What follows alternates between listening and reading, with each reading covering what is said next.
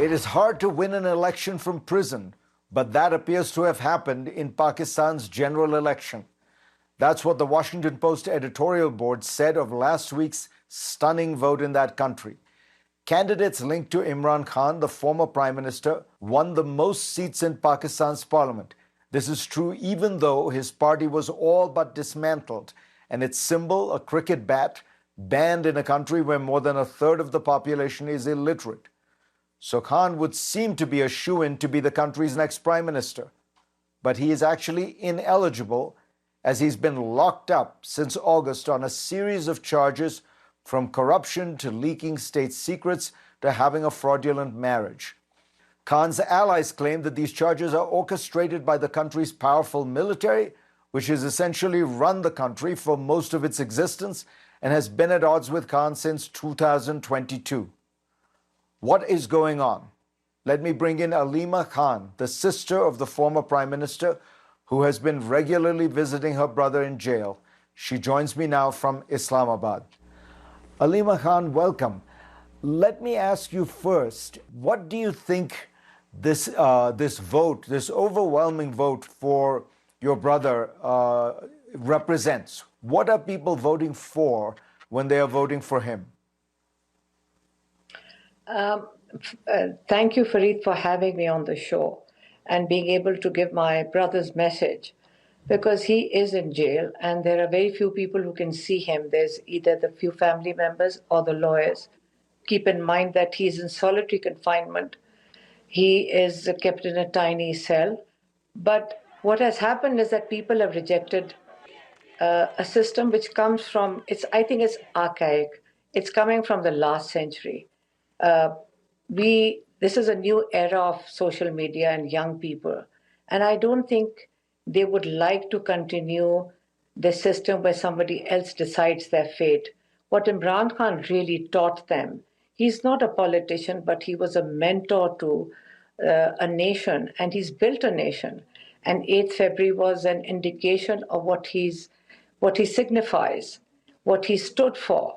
And what he stood for was that you have a right in this country. You have a right to justice. You have a right to education. You have a right to health systems. You belong to this country. He's built a nation. And I think the happiest moment my brother had was the 8th of February when people came out and understood what he was trying to do for them. And they came out in a shock to the system. I think it's not just to Pakistan. This might become a trend for the rest of the elections coming in the world for the 2024. That they came out, they had no candidates, by the way. No party symbol, no candidates. They had no knowledge of who the candidate was. They came looking for their own symbol, and they came out, families came out. They came out dressed out as if they were in a festival. And they came out to vote for a change.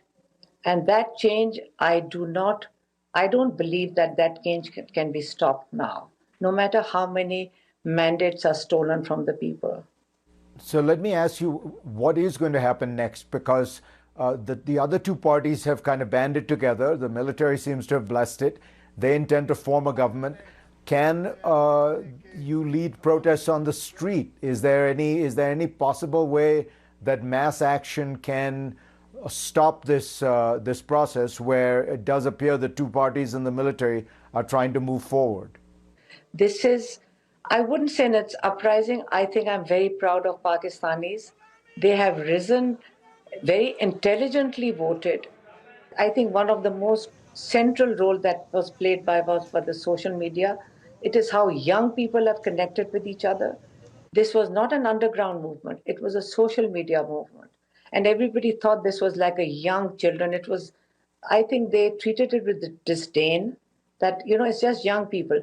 But do not forget, out of 240 million people, 120 million people are under the age of 30. So this was, I would say, an uprising and rejection of a system from last century. Internet has made them independent. You might say that they're illiterate. Maybe they don't have literacy, but they have knowledge. And they have been very smart about it, very silent about it, and they came out and casted their vote. And the vote was the weapon that they used. And that is why I would say we are very proud of what Pakistanis have shown to the rest of the world. Aleema Khan, thank you so much. Thank you, Fareed. Thank you for having me on your show.